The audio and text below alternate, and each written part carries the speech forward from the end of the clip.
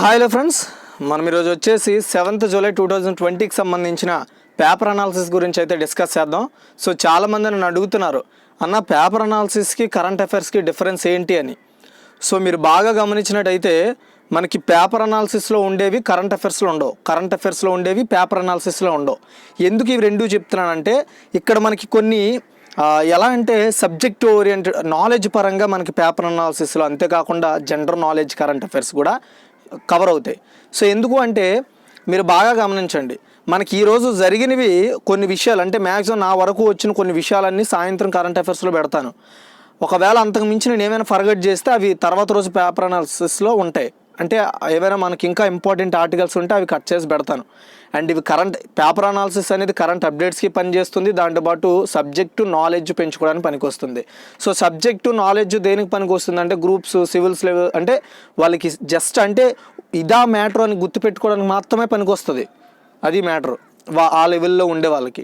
And చాలామంది ఏంటంటే విలేజెస్లో ఉండేవాళ్ళు కానీ ఎక్కడైనా ఉండేవాళ్ళు కానీ, సో పేపర్కి సంబంధించి చదువుకునే వాళ్ళు ఇంపార్టెంట్ అప్డేట్స్ తెలియాలనుకునే వాళ్ళకి ఉపయోగపడుతుంది. సో మెయిన్గా ఏంటంటే చదువుకునే ప్రతి ఒక్కరిని టార్గెట్ చేయడం ఈ పేపర్ అనాలిసిస్ యొక్క ఉద్దేశం అనమాట. ఓకేనా. సో ఏంటంటే విషయ అవగాహన పెంచడం, అది దాని ద్వారా ఏంటంటే మీకు ఇందులో జీకే కవర్ అవుద్ది, కరెంట్ అప్డేట్స్ కవర్ అవుతాయి. ఈ రెండు కవర్ అవుతూ సబ్జెక్టు గెయిన్ చేసుకోగలుగుతారు. అంతేకాకుండా నాలెడ్జ్ పెరుగుతుంది. ఇవన్నీ పెరిగితేనే నాలెడ్జ్ అంటాం కదా. సో నా నాలెడ్జ్ అనేది పెరుగుతుంది. ఆ ఉద్దేశంతో నేను పేపర్ అనాలిసిస్ చేస్తున్నాను. చాలామంది నిన్న కరెంట్ అఫైర్స్లో అడిగారు, అన్న పేపర్ అనాలిసిస్ చేస్తున్నారు, కరెంట్ అఫైర్స్ చేస్తున్నారు, రెండింటి మధ్య దూరం ఏంటంటే, సో అక్కడ మీరు కరెంట్ అఫైర్స్లో గమనిస్తే 3-4 లైన్స్తో నేను కంప్లీట్ చేస్తాను సబ్జెక్ట్ని. బట్ కాకపోతే అందులో ఉండేవి ఇందులో ఉండవు. ఎందుకంటే అది నిన్నటి జరిగిన విషయాలన్నీ చెప్తాను నాకు తెలిసినంత వరకు. అండ్ పేపర్లో కొన్ని విషయాలు ఇంకొంచెం ఇన్డెప్త్గా ఇస్తాడు, వాటిని ఇందులో టార్గెట్ చేసుకుంటాను. అది. అండ్ ఈ వీడియో చూసే ముందు కరెంట్ అఫైర్స్కి సంబంధించిన జూన్వి ఎవరికైనా పీడిఎఫ్ కావాలనుకుంటే డిస్క్రిప్షన్లో ప్రొవైడ్ చేసాను, బై చేసుకోండి. అండ్ సో ఫస్ట్ క్వశ్చన్ వచ్చేసి, ఆకాశ్ క్షిపణిపై డిఆర్డిఓఎల్తో డిఆర్డిఎల్తో బీడిఎల్ ఒప్పందం. ఓకేనా, చూడండి. సో ఇక్కడ డిఆర్డిఓ కాదు, డిఆర్డిఎల్. ఓకేనా, అది గుర్తుపెట్టుకోండి ఫస్ట్, మళ్ళీ కన్ఫ్యూజ్ అవ్వకండి. ఆకాశ్ క్షిపణి ఆయుధ వ్యవస్థ licence agreement transfer of technology లాటౌట్ కోసం డిఆర్డిఎల్ అంటే defence research and development laboratory అనమాట. దీంతో బీడిఎల్ అంటే భారత్ డైనమిక్స్ లిమిటెడ్ ఒప్పందం కుదుర్చుకుంది. దేనికోసము? ఏదైతే ఆకాశ్ క్షిపణి ఉందో దాని గురించి అనమాట. దాని యొక్క ఆయుధ వ్యవస్థ licence agreement and transfer of technology లాటౌట్ కోసం, ఆ లాటౌట్ అనే దానికోసం వీళ్ళు ఏంటంటే డిఆర్డిఎల్ వాళ్ళు భారత డైనమిక్స్ లిమిటెడ్ వాళ్ళతో ఒప్పందం కుదుర్చుకున్నారు.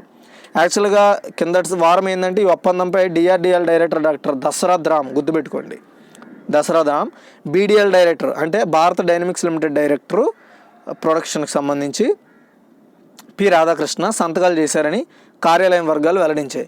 అయితే DIITM Mayank Dwivedi, project director Akash, doctor Ajit Chaudhary so ఇందులో పాల్గొన్నారనమాట. ఇంతకు మించి మనకేం అవసరం లేదు. ఇక్కడ ఏంటంటే లాకౌట్ అనే దాన్ని, ఆ టెక్నాలజీని డెవలప్ చేయడం కోసం డిఆర్డిఎల్ వాళ్ళు, సో బీడిఎల్ అంటే భారత డైనమిక్స్ లిమిటెడ్ వాళ్ళతో టైఅప్ అయ్యారనమాట. అంటే వీళ్ళకి ఆ యొక్క ప్రాజెక్ట్లో భాగంగా వీళ్ళకి హెల్ప్ ఇస్తుంది అనమాట భారత డైనమిక్స్ వాళ్ళు డిఆర్డిఎల్కి. తర్వాత శంషాబాద్ విమానాశ్రయ సీఈఓగా ప్రదీప్ పానికర్. యాక్చువల్గా శంషాబాద్ అనేది ఎయిర్పోర్ట్ ఎక్కడుందండి? హైదరాబాద్లో ఉంది కదా. సో హైదరాబాద్లో ఉన్న శంషాబాద్లోని జిఎంఆర్ అంతర్జాతీయ విమానాశ్రయం సీఈఓగా ప్రదీప్ పానికర్ నియమితులయ్యారు. 2018 జనవరి నుంచి విమానాశ్రయ డిప్యూటీ సీఈఓగా పనిచేస్తున్నారు. ఎవరు? ప్రదీప్ పానికర్ గారు. So air cargo forum India వ్యవస్థాపక అధ్యక్షుడిగాను ఉన్నారనమాట. ఇప్పటివరకు విమానాశ్రయం సీఈఓగా ఉన్న ఎస్జీకే కిషోర్ జిఎంఆర్ గ్రూప్ విమానాశ్రయాల చీఫ్ ఇన్నోవేషన్ అధికారి అండ్ దక్షిణ భారత కార్యనిర్వాహక సంచాలకుడిగా కూడా పదోన్నతి పొందడం జరిగింది. ఓకేనా. సో ఎవరు? ఇప్పటి వరకు శంషాబాద్ ఎయిర్పోర్ట్కి సీఈఓగా ఉన్న వ్యక్తి. ఇది మ్యాటర్. అండ్ నెక్స్ట్ వచ్చేసి ఇక్కడ చూడండి, మనకి ఇక్కడ ఏనుగు దంతాలు కనబడుతున్నాయి, ఏనుగు దవడ కనబడుతుంది కదా. సో ఇది చూడండి, మీరు బాగా గమనిస్తే ఇది ఎక్కడో లభ్యం అవ్వలేదు, సో తెలంగాణలో లభ్యమైంది అనమాట. ఓకేనా, అదేంటో చూద్దాం. ఓపెన్ కాస్ట్లో ఏనుగు శిలాజాల లభ్యం 250 మిలియన్ల ఏళ్ల నాటివని అంచనా. ఓకేనా, చూడండి, సింగరేణిలో మేడిపల్లి ఓపెన్ కాస్ట్ ఎక్స్టెన్షన్ ప్రాజెక్టులో భాగంగా మట్టిని తవ్వుతున్నారంట. ఆ ప్రాజెక్టుకి సంబంధించిన వాళ్ళు. అయితే 20 మీటర్ల లోతులో 2 ఏనుగు శిలాజాలు లభ్యమయ్యాయి. జూన్ 30న శిలాజాల రూపంలో దంతాలు దొరికాయి. అండ్ సోమవారం సమాచారం బయటకు వచ్చింది. దొరకడం మాత్రం జూన్ 30నే లభ్యమయ్యాయి. అయితే దంతాల్లో 1.17 మీటర్లు, మరొకటి 1.50 మీటర్లు పొడవు ఉన్నాయంట. వీటితో పాటు ఏనుగు దవడ కూడా దొరికిందంట. ఓకేనా, ఇక్కడ మీరు చూసుకున్నట్టయితే ఇది చూడండి, ఈ చిన్నది ఏదైతే ఉందో ఇది 1.17 అనమాట. ఇది 1.50 మీటర్లు ఉన్నాయంట. దాంతోపాటు ఇక్కడ దవడ కూడా దొరికిందంట. ఓకేనా, సో అది ఎందులో భాగంగా సింగరేణిలో మేడిపల్లి ఓపెన్ కాస్ట్ ఎక్స్టెన్షన్ చేస్తున్నారనమాట. దానిలో దొరికాయి ఇవి. సో అయితే ఇట్లా ప్రజెంట్ అయితే సింగరేణి ఎక్స్ప్లోజివ్ ఆఫీసుల్లో అయితే భద్రపరిచారు.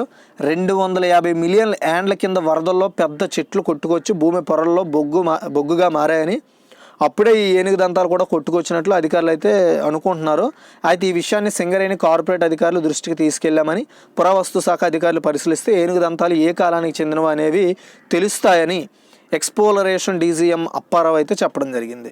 ఇది మీరు గుర్తుపెట్టుకోవాల్సినవి ఈ రెండు కూడా. ఓకేనా, అండ్ నెక్స్ట్ చాలామంది తెలంగాణ న్యూస్ ఏంది చెప్పవేం భయ్య అని అడుగుతారు. అది తెలంగాణదే. నెక్స్ట్ మిషన్ భగీరథ స్ఫూర్తితో బెంగాల్ జలస్వప్న. సో ఇది కూడా తెలంగాణకి సంబంధించిన పేపర్లోనే వేశారు. అది నమస్తే తెలంగాణ పేపర్లో. అయితే మనకి వాటర్కి సంబంధించి మిషన్ భగీరథ అనే ఒక కొత్త స్కీమ్ని తీసుకొచ్చింది ఏది తెలంగాణ గవర్నమెంట్. సో ఇప్పుడు అదే బాటలో చాలా ప్రభుత్వాలు వెళ్తున్నాయి, స్టేట్ గవర్నమెంట్స్ అంటే ఇంటింటికి కుళాయి పద్ధతిలో నీటిని అందించడం. అయితే పశ్చిమ బెంగాల్ ఏంటంటే జలస్వప్న అనే ఒక కొత్త స్కీమ్ని తీసుకొచ్చింది ఈ మిషన్ భగీరథ కింద. సేమ్ అలాగే అదేంటో చూద్దాం. ఇంటింటికి నల్లాలంటే కొళాయిల ద్వారా శుద్ధి చేసిన తాగునీటిని సరఫరా చేసే పథకం మిషన్ భగీరథ. సో అన్ని రాష్ట్రాలకు స్ఫూర్తిస్తుంది ఈ స్కీమ్ అనేది. అయితే ఇప్పటికే బీహార్, కర్ణాటక, మహారాష్ట్రాల్లో వేరు పేర్లతో ఈ మిషన్ భగీరథ తరహాలో ప్రాజెక్టులు ఉన్నాయి. అయితే రీసెంట్గా పశ్చిమ బెంగాల్ గవర్నమెంట్ ఏం చేసిందంటే జల్ స్వప్న అనే పేరుతో ఇంటింటికి స్వచ్ఛమైన తాగునీటి పథకాన్ని అయితే స్టార్ట్ చేసింది. గుర్తుపెట్టుకోండి, జల్ స్వప్న. దీనికి ఎంత వ్యయం పెట్టుకున్నారంటే 58,000 కోట్ల రూపాయలు అయితే దీనికి అవుతుందని ప్రభుత్వం అంచనా వేస్తుంది అనమాట. అయితే అసలు ఈ జలస్వప్న అనే స్కీమ్ని పెట్టడానికి ఒక ఆలోచన ఉంది. ఏంటి, 2015లో ఈ మిషన్ భగీరథ స్టార్ట్ చేసినప్పుడు ఏంది దీని గురించి తెలుసుకోవడానికి పశ్చిమ బెంగాల్ నుండి ఒక టీం వచ్చిందనమాట. సో ఆ టీం మొత్తం ఇక్కడ సర్వే చేసుకుని వెళ్ళింది. నవంబర్ 4న వచ్చింది ఎక్కడికి, తెలంగాణ. సో ఏంటంటే అక్కడ నుండి ఒక 3 సీనియర్ ఇంజనీర్లు హైదరాబాద్కి వచ్చి డిపిఆర్ను, ఫైనాన్స్ మోడల్ను అధ్యయనం చేసుకున్నారు. అప్పటి పంచాయతీరాజ్ మంత్రి కేటీఆర్ని కలిసి సూచనలు, సలహాలు తీసుకున్నారు. బెంగాల్ ప్రభుత్వానికి ఎలాంటి సహకారాన్నైనా అందించడానికి మంత్రి కేటీఆర్ సంసిద్ధత వ్యక్తం చేశారు అప్పట్లో. అయితే మిషన్ భగీరథ ప్రాజెక్ట్ కింద తెలంగాణలో మొత్తము గుర్తుపెట్టుకోండి 65.29 లక్షల ఇళ్లకు నీటి సరఫరాను అయితే లక్ష్యంగా పెట్టుకుంది.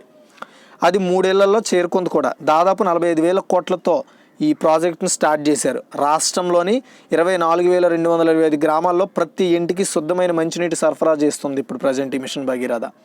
ఇప్పటివరకు బెంగాల్తో పాటు బీహార్, మహారాష్ట్ర, తమిళనాడు, మధ్యప్రదేశ్, ఒడిశా రాష్ట్రాలు మిషన్ భగీరథను పరిశీలించడమే కాకుండా తెలంగాణ సాంకేతిక సహకారం తీసుకొని తమ రాష్ట్రాల్లో ఇదే తరహా ప్రాజెక్టులు కూడా స్టార్ట్ చేశాయి. అయితే ఇప్పుడు కొంచెం మనం మిషన్ భగీరథ స్కీమ్ గురించి కొంచెం తెలుసుకునే ప్రయత్నం చేద్దాం. ఈ ప్రాజెక్టుకి తెలంగాణ గవర్నమెంట్, మిషన్ భగీరథకి తెలంగాణ గవర్నమెంట్ పెట్టిన వ్యయం ఎంత అంటే 45,028 కోట్లు. సో ఇది ఎంతమందికి అందించాలి అంటే 22.72 కోట్ల ప్రజలు, అంటే 65.29 లక్షల ఇంట్లకు ఈ శుద్ధినీటి సరఫరా అందించాలి. అందులో ఉండే 22.72 కోట్ల మందికి, అది కూడా విలేజెస్లో. 2019లో 59.94 టీఎంసీలు నీరు, 2048 నాటికి 86.11 నీటి సరఫరా అయితే చేస్తారంట టీఎంసీలో. అయితే 1.46 లక్షల కిలోమీటర్ల పైప్ లైన్ అయితే నిర్మించారు. రాష్ట్రంలో 24,225 గ్రామాలకు, పల్లెలకు ఈ శుద్ధి నీటి సరఫరా అయితే చేస్తున్నారు. అది సో ఇక్కడ మనం 2 ఇన్ఫర్మేషన్లు తీసుకున్నాం. ఒకటి ఏంటంటే సో బెంగాల్లో స్టార్ట్ చేసిన జలస్వప్న, అండ్ ఇప్పుడు మన తెలంగాణలో ఉన్న మిషన్ భగీరథ. సో వీటి గురించి తెలుసుకున్నాం. సో ఇది చాలా ఇంపార్టెంట్ అనమాట, గుర్తుపెట్టుకోండి. తర్వాత వచ్చేసి వెంటిలేటర్ల కొరత తీర్చే ఈ బాస్. ఓకేనా, ఏంటి వెంటిలేటర్లకి ఈ బాస్కి ఏంటి సంబంధం అనేది ఒకసారి చూద్దాం. ఓకేనా, చూడండి, తిరువనంతపురం జూలై 6న కరోనా సంక్షోభంతో వెంటిలేటర్ల కొరత నెలకొన్న ప్రస్తుత తరుణంలో, అంటే తిరువనంతపురం అంటే కేరళలోని శ్రీ చిత్ర తిరునాల్ ఇన్స్టిట్యూట్ వాళ్ళు గుర్తుపెట్టుకోండి. వీళ్ళు ఇప్పటికే చాలా చాలా చాలా ఇన్నోవేషన్స్ చేశారు. దాని గురించి నేను ప్రీవియస్ కరెంట్ అఫైర్స్లో పేపర్ అనాలిసిస్లో కూడా ఎక్స్ప్లెయిన్ చేశాను.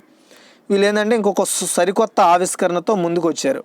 శ్వాస తీసుకోవడంలో ఇబ్బంది పడే వారికి మెకానికల్ వెంటిలేటర్ను అమర్చే వరకు తాత్కాలిక ఉపశమనాన్ని అందించగలిగే అత్యవసర శ్వాస సహాయక వ్యవస్థ, దీన్ని EBAS అంటారు, దీన్ని డెవలప్ చేశారు. దీనికి వీళ్ళు ఏం పేరు పెట్టారంటే ఎయిర్ బ్రిడ్జ్ అనే పేరు పెట్టారు. గుర్తుపెట్టుకోండి, ఎయిర్ బ్రిడ్జ్, ఇదే ఆ ఎయిర్ బ్రిడ్జ్. సో సింపుల్గా చెప్పాలంటే మనకి యాక్చువల్గా మెకానికల్ వెంటిలేటర్ అనమాట. ఇంత పెద్ద బాక్స్లో ఉండి మనకి ఆక్సిజన్ అందిస్తూ ఉంటుంది కదా ఈ వెంటిలేటర్, శ్వాసకు సంబంధించి ఇబ్బంది కలగకుండా. అయితే అది వెంటనే అమర్చడం మనకి. అయితే మనకు ఒకవేళ అలాంటి ఇబ్బంది వెంటనే వచ్చినప్పుడు వీళ్ళు ఒక చిన్న డివైజ్ని తయారు చేశారు. అది ఏంటంటే అత్యవసర శ్వాస సహాయక వ్యవస్థతో పనిచేస్తుందంట, అభివృద్ధి చేశారు దీనికి ఏమో ఎయిర్ బ్రిడ్జ్ అనే పేరుని పెట్టుకున్నారు. అంటే ఇది చిన్న డివైజ్ ఉంటుంది, అది ఉంటే చాలు. సో ఈ చిత్ర తిరునాల్ ఇన్స్టిట్యూట్ విప్రో 3Dల సంయుక్త భాగస్వామ్యంతో దీన్ని అయితే తయారు చేసినట్లు చెప్పడం జరిగింది. సో దీన్ని వీడియో కాన్ఫరెన్స్ ద్వారా జూలై 7న వీడియో కాన్ఫరెన్స్ ద్వారా మార్కెట్లోకి విడుదల చేయనున్నారు. అంటే ఈరోజు బ్యాటరీతో నడిచే EBS నిర్వహణ వ్యయం చాలా తక్కువ అంటే ఇది జస్ట్ బ్యాటరీతో రన్ అవుతుంది. వైద్య నిపుణుల సహకారం లేకుండానే దీన్ని ఎవరైనా సులభంగా వాడుకోవచ్చు అంటే మనం ఇంటి దగ్గర ఉండే వాడుకోవచ్చు. మాల్స్, ఎయిర్పోర్ట్లు, రైల్వే స్టేషన్లో అత్యవసరంగా ఎవరికైనా ఇబ్బంది వచ్చినప్పుడు వెంటనే అక్కడే పెట్టి దీన్ని వాడుకునే వెసులుబాటు ఉండదన్నమాట. ఇది మ్యాటర్. తర్వాత వచ్చేసి నానో కోటెడ్ ఫిల్టర్ ఆవిష్కరణ, IIT మద్రాస్ శాస్త్రవేత్తలు దీన్ని తయారు చేశారు. అదేంటో ఒకసారి చూద్దాం. కరోనాపై ముందుండి పోరాడుతున్న ఎవరైతే వైద్యులు ఉంటారో వాళ్ళ కోసము IIT మద్రాస్, ఓకేనా, ఇండియన్ ఇన్స్టిట్యూట్ ఆఫ్ టెక్నాలజీకి సంబంధించి, ఓకేనా, ఇండియన్ ఇన్స్టిట్యూట్ ఆఫ్ టెక్నాలజీ వాళ్ళు ఏందో మద్రాస్ వాళ్ళు, ఆ యొక్క సైంటిస్టులు నానో కోటెడ్ ఫిల్టర్ను డెవలప్ చేశారు. ఇది ఏం చేస్తుంది, నానో కోటెడ్ ఫిల్టర్ ఏం చేస్తుందంటే ఇది గాలిలో మైక్రాన్ల కంటే అతి సూక్ష్మ పరిమాణంలో ఉండే దుమ్ము కణాలను కూడా తొలగిస్తుందంట. చూడండి, అయితే ఈ ఫిల్టర్ను మాస్క్తో వాడితే వైద్యులకు ఖచ్చితమైన అదనపు రక్షణ వస్తుందంట. శ్వాస సహాయక పరికరాలు, శస్త్రచికిత్స గదుల్లోని ఎయిర్ ప్యూరిఫికేషన్ సిస్టంలోనూ దీన్ని వాడుతున్నారు ప్రజెంట్.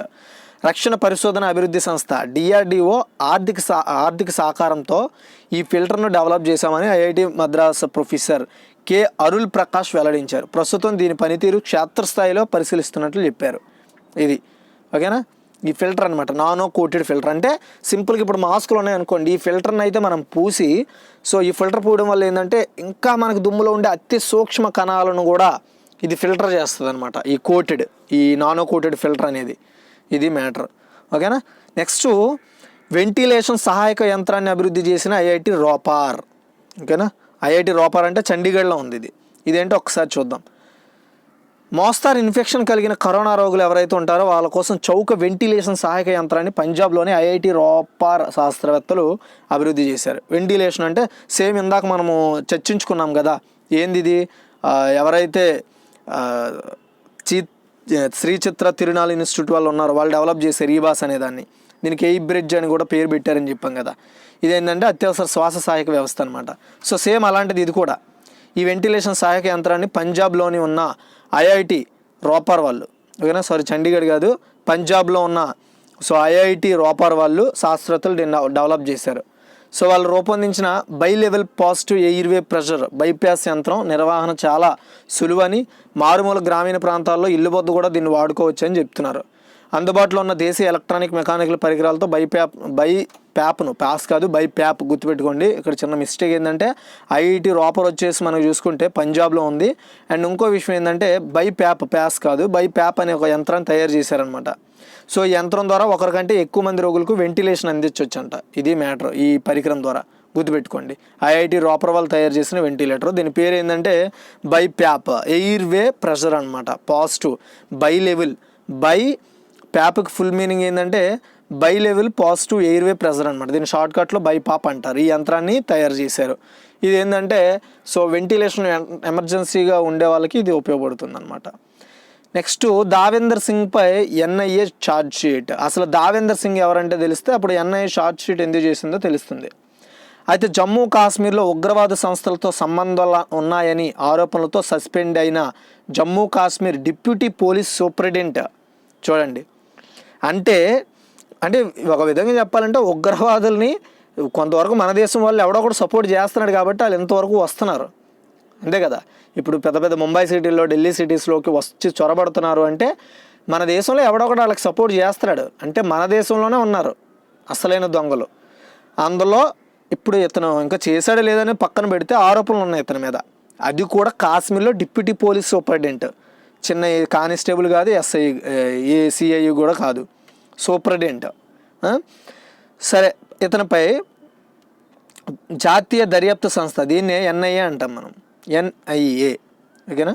సో దర్యాప్తు, ఇంటరాగేషన్ ఏజెన్సీ అని కూడా చెప్పుకోవచ్చు ఎన్ఐఏ అంటే, నేషనల్ ఇంటగ్రేషన్ ఏజెన్సీ. సో జాతీయ దర్యాప్తు సంస్థ ఎన్ఐఏ ఛార్జ్షీట్ దాఖలు చేసింది ఇతనిపై. ఇతని పేరు దావేందర్ సింగ్ అనమాట. ఈయనతో పాటు మరో 6 పైన కూడా ఛార్జ్షీట్ అయితే దాఖలు చేసింది. వీళ్ళు హిజ్బుల్ కమాండర్ నవీద్ ముస్తాక్ అండ్ కూడా ఉన్నారు. అయితే ఉగ్రవాద సంస్థలకు నిధులను మళ్లించేందుకు దావేందర్ సింగ్ తోడ్పడినట్లు ఎన్ఐఏ ఆధారాలు సేకరించిందంట.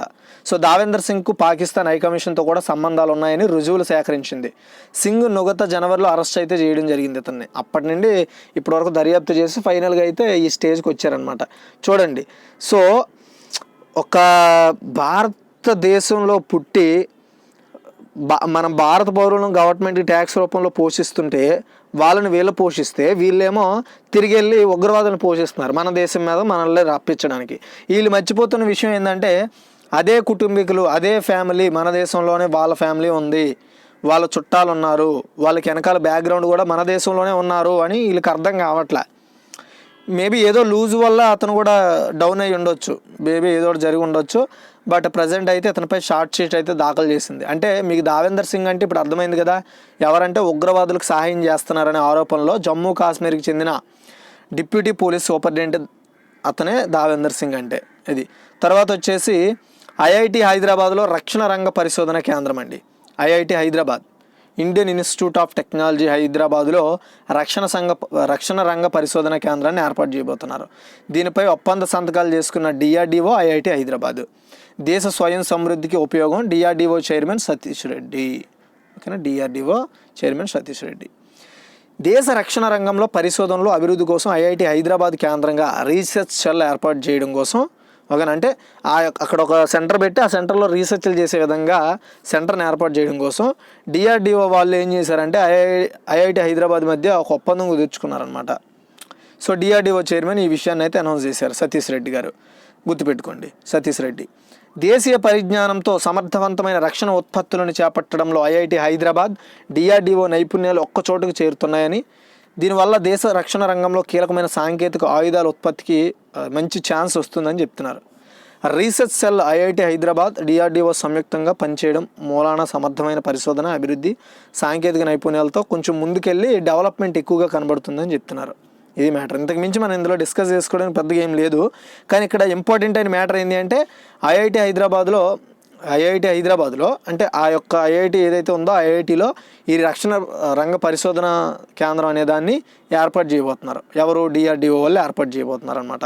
ఓకేనా. సో ఇది మీరు గుర్తుపెట్టుకోండి. దీన్ని రీసెర్చ్ సెల్ కూడా అంటారు ఇంగ్లీష్లో. అయితే దీన్ని ఏర్పాటు చేయడానికి ఐఐటి హైదరాబాద్ అండ్ డిఆర్డిఓ మధ్య ఒప్పందం సంతకాలు అయితే చేసుకున్నారు. ఇది తర్వాత మరో పథకానికి వైఎస్ఆర్ పేరు. సో మరో పథకం ఏం లేదు, యాక్చువల్గా ఇప్పటి వరకు మనకి రైతు భరోసా ఉన్నాయి కదా. సో ఆ కేంద్రాలకి ఇకపై రాష్ట్ర ప్రభుత్వం మరో పథకానికి వైఎస్ఆర్ పేరుని అయితే పెట్టింది. రైతు భరోసా కేంద్రాలు ఉన్నాయి కదా, ఆ కేంద్రాలకు వైఎస్ఆర్ పేరుని జత చేర్చింది. ఇకపై డాక్టర్ వైఎస్ఆర్ రైతు భరోసా కేంద్రాలుగా పిలుస్తారు. ఓకేనా, వాటికి గుర్తుపెట్టుకోండి ఆ పేరుని. అంటే స్టార్టింగ్లో వైఎస్ఆర్ అని పెట్టారనమాట. ఇప్పటి వరకు రైతు భరోసా కేంద్రాలుగా ఉండేవి, ఇప్పుడు అక్కడ అడిషనల్గా వైఎస్ఆర్ రైతు భరోసా కేంద్రాలు అని పిలుస్తారు. ఇప్పుడు డాక్టర్ వైఎస్ రైతు భరోసా కేంద్రాలుగా పిలుస్తారు. సో ఇలా మారుస్తూ సోమవారం అంటే నిన్న ఉత్తర్వులు జారీ చేసింది ఏపీ గవర్నమెంట్. దివంగత మాజీ ముఖ్యమంత్రి డాక్టర్ వైఎస్ రాజశేఖర రెడ్డి రైతాంగానికి చేసిన గుర్తుగా ఇతని పేరునైతే పెట్టినట్టు చెప్పడం జరిగింది. ఇది మ్యాటర్. ఓకేనా. నెక్స్ట్ హర్యానాలో ప్రైవేట్ సంస్థల్లో రిజర్వేషన్లు అండి. యాక్చువల్గా మనందరికీ తెలుసు ఇది ఆల్రెడీ ఏపీ గవర్నమెంట్ తీసుకొచ్చింది. సో ఏవైనా ఆ ఏరియాలో ఉండే ఏవైనా ప్రైవేట్ సంస్థలు ఉంటే అందులో రిక్రూట్మెంట్ చేసుకోవడానికి 75% వచ్చేసి స్థానికులకి ఛాన్స్ ఇచ్చేసి, ఇంకొక 25% వచ్చేసి ఇతర జిల్లాల వారికి, ఇతర ప్రాంతాల వారికి రిజర్వేషన్ కల్పించాలనే ఒక పద్ధతిలో ఉద్యోగాలు కల్పించాలనే పద్ధతిని ఆంధ్రప్రదేశ్ గవర్నమెంట్ అమలు చేసింది. అదేవిధంగా ఇప్పుడు హర్యానాలో కూడా. ఓకేనా, చూడండి, హర్యానాలోని ప్రైవేట్ సంస్థల్లో స్థానికులకు 75% రిజర్వేషన్లు కల్పించే విధంగా ఉద్దేశించిన ప్రతిపాదనను ఒక రూల్ను రాష్ట్ర మంత్రివర్గం సోమవారం ఆమోదించింది, అంటే నిన్న. ఆ యొక్క హర్యానా ముఖ్యమంత్రి మనోహర్ లాల్ ఖట్టర్ గారి నేతృత్వంలో జరిగిన మంత్రివర్గ సమావేశంలో దీనిపై బీజేపీ, జననాయక్ జనతా పార్టీల మధ్య సుదీర్ఘ చర్చల తర్వాత వీటికైతే ఆమోదించారు. సో సింపుల్గా చెప్పాలంటే ఈ ప్రైవేట్ సంస్థల్లో రిజర్వేషన్లు ఏంటంటే 25% వచ్చేసి ఆ ఏరియాలో ఉండే కంపెనీలకి ఆ ఏరియా వాళ్ళనే అపాయింట్ చేసుకోవాలి, ఇంకొక 25% వచ్చేసి ఇతర ప్రాంతాల వారిని అపాయింట్ చేసుకోవాలని ఉద్దేశం అనమాట. గుర్తుపెట్టుకోండి, ఇలాంటి ఒక రిజర్వేషన్ తీసుకొచ్చిన రెండవ రాష్ట్రంగా హర్యానా ఉంటుంది, మొదటి రాష్ట్రం అయితే ఆంధ్రప్రదేశ్. తరువాత అమిత్ నెంబర్ 1 అండి. సో ఓకేనా, ప్రపంచ బాక్సింగ్ ర్యాంకింగ్స్ అయితే రిలీజ్ చేశారు, దాని గురించి చూద్దాం. ఇదిగోండి, ఇతని పేరే అమిత్. ప్రపంచ సీనియర్ బాక్సింగ్ ఛాంపియన్షిప్ చరిత్రలో రజత పథకం నెగ్గిన ఏకైక భారత బాక్సర్గా గుర్తింపు పొందిన అమిత్ పంఘల్ మరో ఘనత సాధించాడు. సోమవారం విడుదల చేసిన అంతర్జాతీయ అమెచ్యూర్ బాక్సింగ్ సంఘం AIBA ప్రపంచ ర్యాంకింగ్స్లో అమిత్ పురుషుల 52 కేజీల విభాగంలో, గుర్తుపెట్టుకోండి 52 కేజీల విభాగంలో నెంబర్ 1 ర్యాంక్ సొంతం చేసుకున్నారు. జకార్తాలో 2018 ఆసియా క్రీడల్లో స్వర్ణ పథకం నెగ్గిన ఈ హర్యానా బాక్సర్, ఇతను హర్యానాకి చెందిన వ్యక్తి. ఇతని ఖాతాలో 13 పాయింట్లు ఉన్నాయి. అమిత్ చిరకాల ప్రత్యర్థి ప్రస్తుత ఒలింపిక్ ప్రపంచ ఛాంపియన్ జైరోవ్ షకోబిదిన్ ఉజ్బెకిస్తాన్కి చెందినది, అతనికి 12 పాయింట్లతో సెకండ్ ప్లేసు. అండ్ అసెనోవ్ పనేవా బల్గేరియాకి చెందినది, అతనికి 1000 పాయింట్లతో థర్డ్ ప్లేస్లో ఉండడం జరిగింది. ఓకేనా, సో అంతే, ఇంతకు మించి మనం ఇందులో డీప్గా డిస్కస్ చేసుకోవడానికి ఏం లేదు. ఈ ర్యాంకింగ్స్ని ఎవరు ఇచ్చారు, ప్రపంచ బాక్సింగ్ ర్యాంకింగ్స్ అంటే అంతర్జాతీయ అమెచ్యూర్ బాక్సింగ్ సంఘం వాళ్ళు రిలీజ్ చేశారు. ఇందులో ఫస్ట్ 52 కేజీల విభాగంలో ఫస్ట్ ప్లేస్ తీసుకునేది అమిత్ గారు. ఓకేనా, సో గుర్తుపెట్టుకోండి, అమిత్ పంఘల్ గారు మన దేశానికి చెందిన వ్యక్తిత్వం. ఓకేనా, తరువాత సెకండ్ ప్లేస్లో వచ్చేసి అయితే మనకి ఈ అమిత్ గారు వచ్చేసి 1300 పాయింట్లతో ఫస్ట్ ప్లేస్లో ఉన్నారు. అయితే ఇతని ప్రత్యర్థి అయిన ఉజ్బెకిస్తాన్కి చెందిన జైరోవ్ షకోబిన్ వచ్చేసి 1200 పాయింట్లు. అండ్ థర్డ్ ప్లేస్లో వచ్చేసి అసినోవ్ పనేవ్. ఓకేనా, సో అతను బల్గేరియాకి చెందిన వ్యక్తి, అతను 1000 పాయింట్లతో థర్డ్ ప్లేస్లో ఉన్నారు, గుర్తుపెట్టుకోండి. సో తర్వాత వచ్చేసి ఎడిటోర్లు అండి.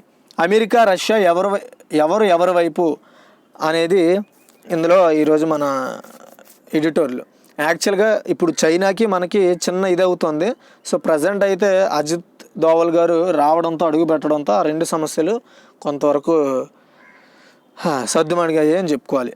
సో అజిత్ దోవల్ ఎవరంటే డిఫెన్స్ సెక్టర్ సంబంధించిన సెక్రటరీ అనమాట అతను. సో అతను అడుగుపెట్టి ఆ సమస్యను పరిష్కరించి అక్కడ ఎవరైతే డిఫెన్స్ సెక్రటరీ ఉంటారో అతనితో మాట్లాడి, చైనాకి చెందిన డిఫెన్స్ సెక్రటరీతో మాట్లాడి సమస్యలు సద్దుమణిగేలా చేసి ఆయా మన దేశంలో కాపుగాసి టెంట్లు వేసుకున్న వ్యానులు తెచ్చుకొని పెద్ద పెద్ద బలగాలు మోహరించిన వాళ్ళని వెనక్కి అయితే నెట్టారు. సో మరి అతను ఏ విధంగా చేశారు, ఎందుకంటే అతను అడుగెట్టిన ప్రతి ప్రాబ్లం కూడా కరెక్ట్గా సాల్వ్ చేశారు. సో అది అండ్ అది పక్కన పెడితే ఇప్పుడు ఒకవేళ యుద్ధం జరిగినప్పుడు కానీ అమెరికా, రష్యా ఎవరి వైపు వస్తారు అంటే ఇండియా వైపు వస్తారా లేదా చైనా వైపు సపోర్ట్ చేస్తారా అనేది మన ఎడిటోర్లు. అయితే ఒకవేళ ఇటువైపు సపోర్ట్ చేస్తే ఎందుకు సపోర్ట్ చేస్తారనేది ఇక్కడ మనం తెలుసుకుందాం. లద్దాఖ్లో భారత్లో ఘర్షణలు దిగడం, కోవిడ్ వ్యాప్తి గురించిన నిజాలు కప్పిపెట్టడం వంటి కారణాలతో చైనాపై ప్రపంచం అంతా చాలా యాంటీగా పనిచేస్తుంది.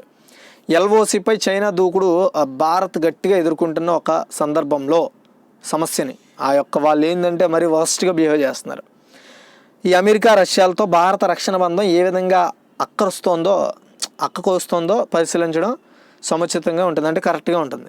ఐరాపోలోని అమెరికన్ సైనికులకు ఆసియాలో చైనా దురాక్రమణ పందాను అడ్డుకోవడానికి తరలిస్తామని అమెరికా విదేశాంగ మంత్రి మైక్ పాంపియో ప్రకటించారు. సో చైనా ఒక్క భారత్ పైనే కాకుండా దక్షిణ చైనా సముద్ర తీర దేశాలైన వియత్నాం, ఫిలిప్పీన్స్, మలేషియా, ఇండోనేషియాలపై కూడా కయ్యానికి కాలు దూవుతోంది. ఆ దేశాలకు వత్తాసుగా అమెరికన్ సైనికులను పంపుతున్నామని ధ్వని పాంపియో ప్రకటనలో ఉంది. ఇప్పటికే అమెరికన్ యుద్ధ నౌకలు దక్షిణ చైనా సముద్రంలోకి చేరాయని మనం వార్తల్లో చూసాం. ఒకవేళ రెండో ప్రపంచ యుద్ధంలో నాజీ జర్మనీపై రష్యా విజయాన్ని పురస్కరించుకొని ఏటా మాస్కోలో జరిగే సైనిక సంబరాలకు ఈ ఏడాది మన ఇండియన్ డిఫెన్స్కి సంబంధించిన ఒక 50 మంది సభ్యులను కూడా పిలవడం జరిగింది. ఇంకేనా ఆల్రెడీ వెళ్ళాం కూడా. అయితే భారత్తో కుదుర్చుకున్న ఆయుధ ఒప్పందాలపై నెరవేర్చడమే కాదు, అంటే ఆల్రెడీ మనం రష్యాతో చాలా రైఫిల్స్ కొనడానికి కూడా మనం చాలా ఒప్పందాలు చేసుకున్నాం, చాలా విమానాలు ఇలాంటివన్నీ కూడా. అయితే అవసరమైనప్పుడు శీఘ్రంగా సరఫరాలను సిద్ధమేనని రష్యా భరోసా కూడా ఇచ్చిందని రాజ్నాథ్ సింగ్ వెల్లడించారు. సో బొరిసోవ్తో జరిపిన చర్చల్లో రాజ్నాథ్ ఏ ఆయుధాలు కోరారో తెలియదు కానీ S-400 ట్రయంఫ్ దూరశ్రేణి క్షిపణుల సేకరణను వేగవంతం చేసే విషయం మాత్రం ఖచ్చితంగా చర్చకు వచ్చి ఉండాలి.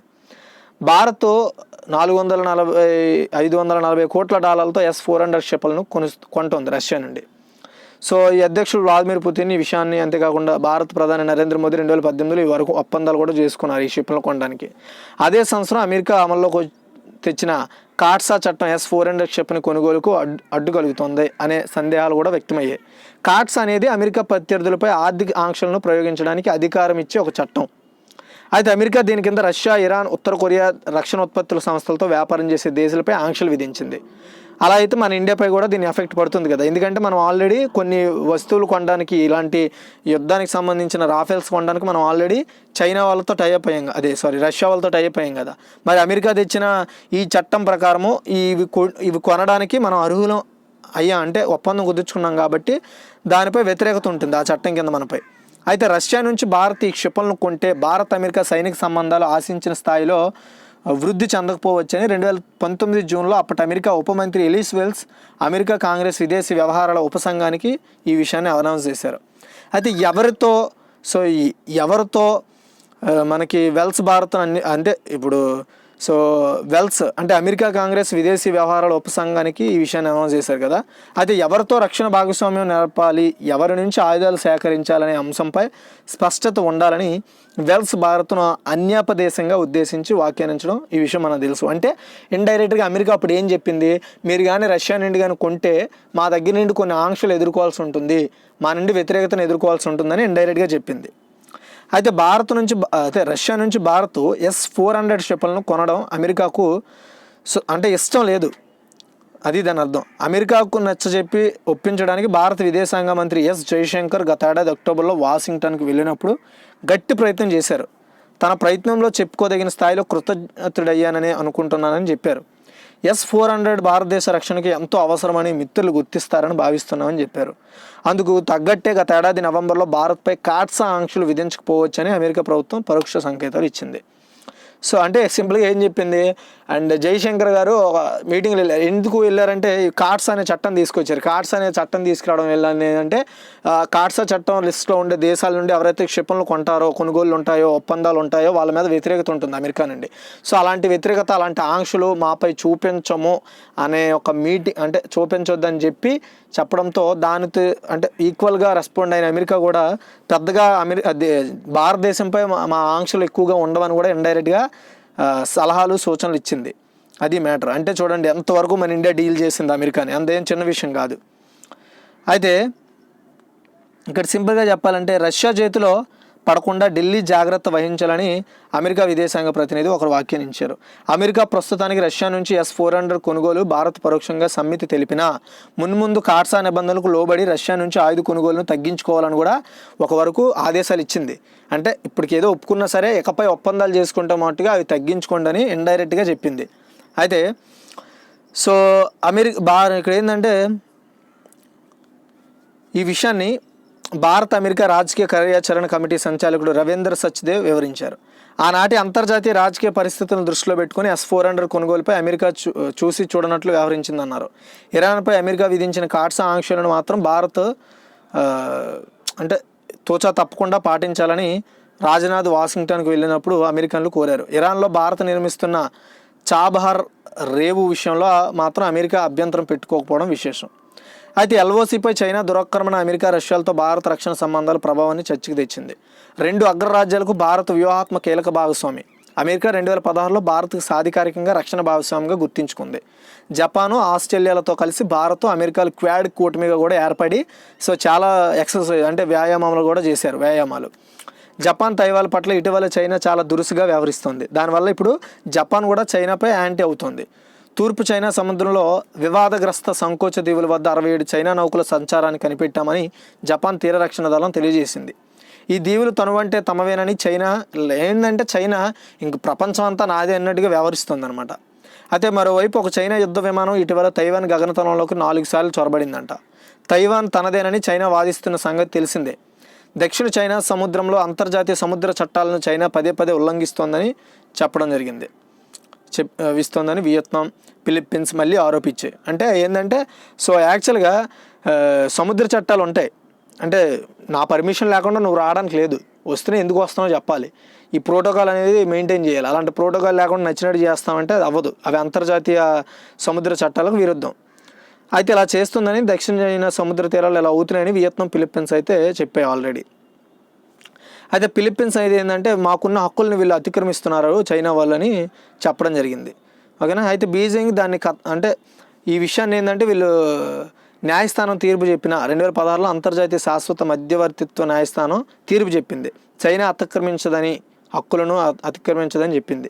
అయితే బీజింగ్ దాన్ని ఖాతరు కూడా చేయలే. ప్రపంచం ఒకవైపు కరోనా సంక్షోభంలో ఉక్కిరిబిక్కిరి అవుతుంటే చైనా మాత్రం బాధ్యతాయుతంగా అంతర్జాతీయ చట్టాలను ఉల్లంఘిస్తోందని వియత్నాం ప్రధానమంత్రి నుయోన్ జువాన్ వుక్ ఇటీవల ఆసియాన్ వర్చువల్ సమావేశంలో వ్యాఖ్యానించారు.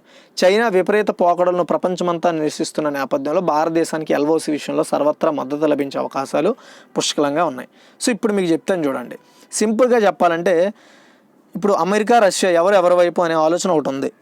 అంటే ఏంది, మనం ఇప్పుడు మధ్యలో మనమే ఇరుక్కుపోయాం. ఇటువైపు అమెరికా, ఇటువైపు ఏమో రష్యా, మధ్యలో ఏమో భారత్. ఎందుకు మనం మధ్యలో ఇరుక్కుపోయామంటే కొన్ని రక్షణ ఒప్పందాలు రష్యాతో చేసుకున్నాం. కొన్ని రక్షణ పరికరాల కొనుగోలు కోసం మనము రష్యాతో ఒప్పందాలు కుదుర్చుకున్నాం. At the same time America ఏం చేస్తుంది అంటే కొన్ని చట్టాల ద్వారా సో విదేశీ యొక్క రక్షణ ఒప్పందాలు కానీ కంపెనీస్ ఒప్పందాలు కానీ ఎవరైనా చేసుకుంటే ఆ దేశాలపై వీళ్ళకున్న ఆంక్షలను అయితే విధించడం జరుగుతుంది. దాని ఎఫెక్ట్ అంటే ఇప్పుడు మనం అమెరికాతో ఇప్పటివరకు చాలా టైఅప్స్ అయి ఉన్నాం.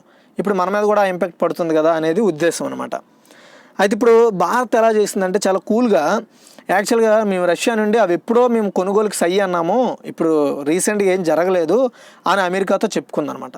సో అమెరికా విషయాన్ని సానుకూలంగా తీసుకొని సరే మేము తెచ్చుకుని ఒక గాడ్సా చట్టం అనేది ఏంటంటే సో చెప్పాను కదా, ఇప్పుడు విదేశాల్లో మనం ఏమైనా కొనుగోలు చేస్తే ఒప్పందాలు చేసుకుంటే ఆ లిస్ట్లో ఉన్న దేశాల్లో ఎవరైనా ఒప్పందాలు చేసుకుంటే ఆ దేశాలపై అమెరికాతో ఉన్న ఒప్పందాలపై ఆంక్షలు విధించే ఛాన్సెస్ ఉంటాయి.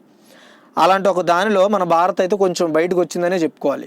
సో ఏంటంటే మన దేశ మంత్రులు కానీ వీళ్ళు కొంచెం బాగా అమెరికాతో డిస్కషన్ చేసి మన సమస్యను వాళ్ళకి ఎక్స్ప్లెయిన్ చేసిన తర్వాత కొంతవరకు మన ఇండియా మీద ఆంక్షలు ఉండవని అమెరికా అయితే ఇండైరెక్ట్గా చెప్పింది.